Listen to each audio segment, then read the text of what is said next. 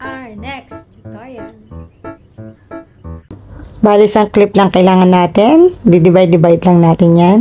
So, kukatayin niya ng pinaka-background, yung empty. So, yan yung ating first layer.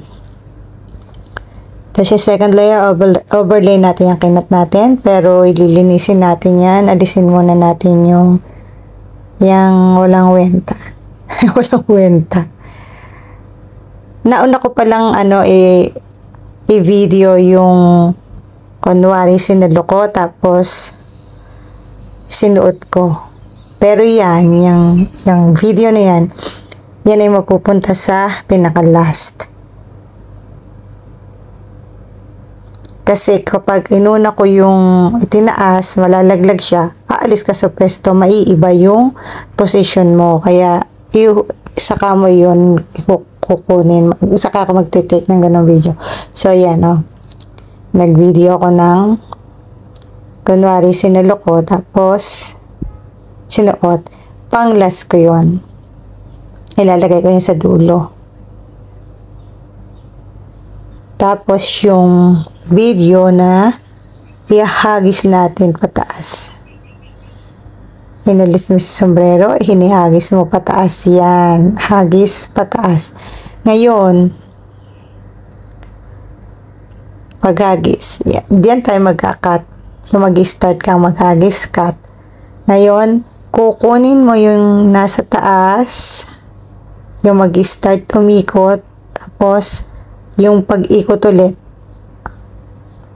yung hindi pa siya bumababa, yung umikot siya sa taas, split mo pa rin yun. Yan ang magiging natin para magpaikot-ikot sa taas yung ating sombrero. I-duplicate lang natin kung hanggang gaano karaming yung i-duplicate nyo.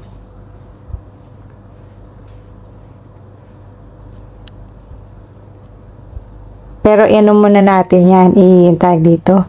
I-remove background. I-customize. Customize removal ang gagawin natin dyan.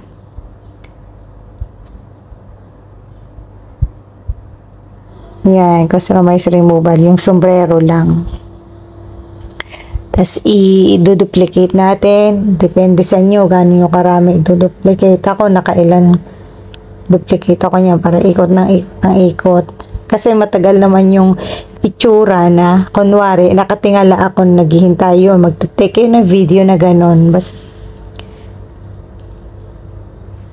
then, in-adjust ko kasi napasobra.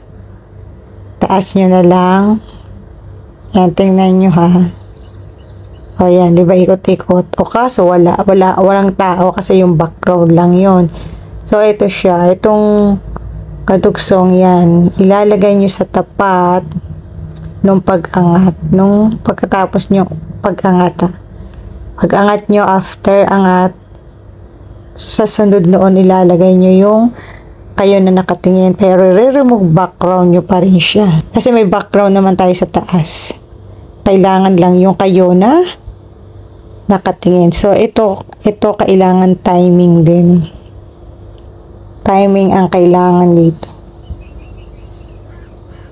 Tiyaga-tiyaga lang.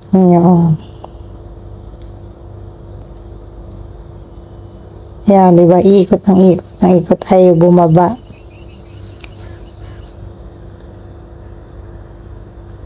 Tapos yun, ayan, tingnan nyo, double, diba? Double. I-adjust nyo yun. I-move nyo. Tapos yung dulo, nasabi ko sa inyo na unang shot ko, nilagay ko sa dulo. Yun ang nasa likod. O yun, tingnan nyo. Yun na yung pinaka-last. Tapos, dilinisan natin, pinagpantay-pantay na natin.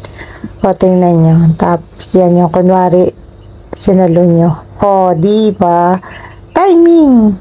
Yun lang kailangan natin, ang timing. Goods na yan, huwag kalimutan yung 2K, 4K resolution at 50 frame rate. Sana nakatulong. Hanggang sa muli, bye-bye!